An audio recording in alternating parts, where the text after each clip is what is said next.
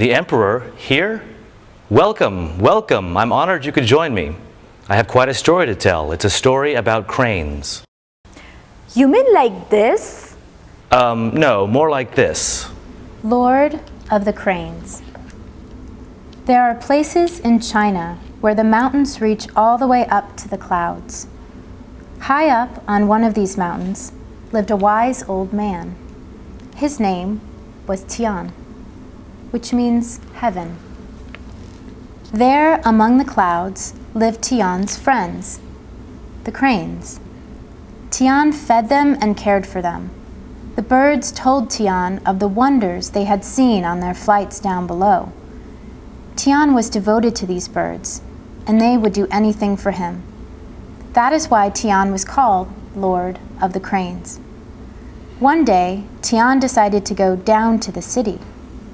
He wanted to see if people were remembering to be kind and generous. So the old man settled himself on the back of a crane and flew through the clouds.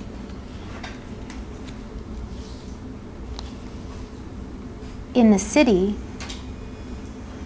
Tian met a traveler. "Would you be willing to exchange your clothes with mine?" asked Tian. The traveler was shocked. "Oh no, sir. Why would you give up your splendid robes for my torn old rags?" "I have come to test the people," Tian said. "No one must recognize me." Then the traveler understood that Tian was no ordinary man and gratefully agreed to the exchange. Tian gave the traveler his blessing and went on his way.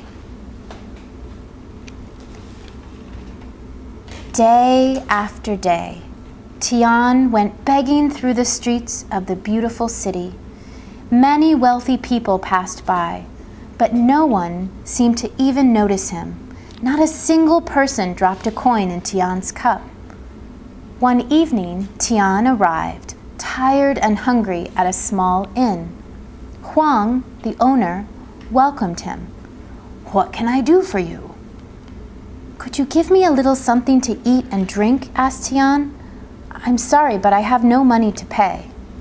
Huang smiled cheerfully and waved away the apology. "Sit down, take a rest." Huang brought the old man a warm bowl of soup, rice, tea, and a plate of sizzling meat. Tian's heart was as full as his belly when he left the inn that evening. On the following evening, Tian stood again at Huang's door. "Please, sir, could I have a sip of rice wine and a bite of food to eat?" he asked. "My pleasure. And don't worry about the cost," answered Huang. Tian ate and drank and smiled his thanks. From then on, Tian came every day to Huang's inn, where he was always welcome. Many months went by in this way. One day, Tian said to Huang, "I am deeply in your debt. You have been so good to me, I must find a way to repay you." Huang was quite surprised.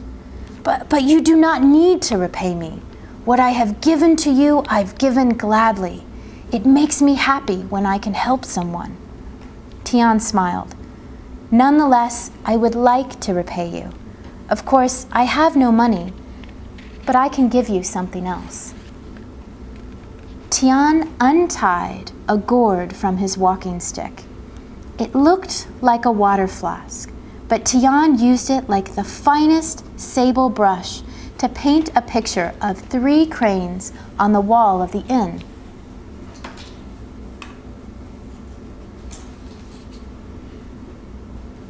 Huang was astonished. "It is wonderful," he exclaimed.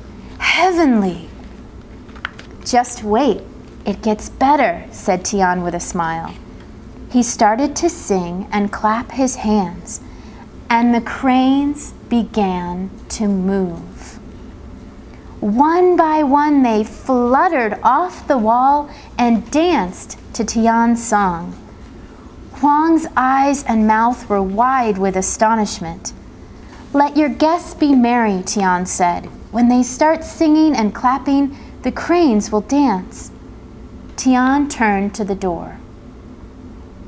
Wait! Just who are you, good sir? Huang called. But Tian just gave a friendly wave and disappeared. Soon, everyone in the city was talking about the wondrous dancing cranes at Wang's Inn. More and more people came every day to marvel at the beautiful birds. Before long, Wang was one of the richest men in the city, but he always kept a seat free and a bowl of soup ready for anyone in need. Wow, that was cool. Where's the restaurant where the cranes dance? I want to eat there. That's just it. I can't tell you where it is. You have to find it by proving you're worthy of going there. How do I get access? By working your way through tasks designed to test your worthiness. You will find special computer images around the museum that will trigger your machine to help you through these tasks. This is cool, but how will I read those codes? It looks crazy to me. On your phone, click on the icon for a barcode scanner that looks like this. Just put the code in the middle of the square and the computer will do the rest. Once the computer has captured the image, follow the directions and you're on your way. This looks super cool. Let's get started. Where do I go first? Your first task is to find the Siddhartha relief sculpture. Once you're there, activate the code and your adventure will begin.